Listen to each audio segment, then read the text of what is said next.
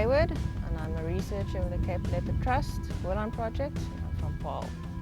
So the Boerland Project was started to sort of try and get a hold on how many leopards there are in the Boerland, where they occur. Before our research started in 2010 here in the Boerland, we didn't have any other data available. So the camera traps are really expensive. And since 2011, Wise to Wales have been supporting us with a donation to buy new camera traps. And this is very handy to us because older units, they break and sometimes they don't work so well anymore. So for us it's a really valuable support that we get from Wise to Wales.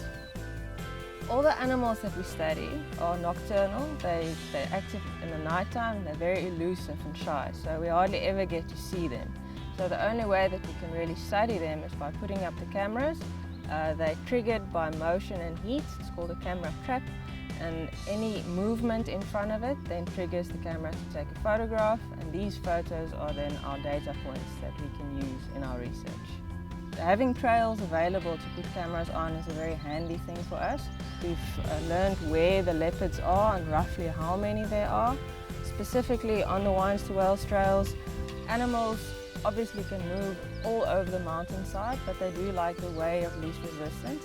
So oftentimes they choose to move along trails, and in that way we've been able to discover where leopards and also other animals move through the landscape. One of the main ways that people can support us is purely by spreading awareness, spreading the word. So many people still do not realize that we have leopards and all this other wildlife in the mountains of the Boerland. And then of course we are an NGO, we're a non-governmental organisation, so our funding is mainly from private donors and sponsors. So if anyone can find a way to make a contribution, financial contribution, that is always very much appreciated.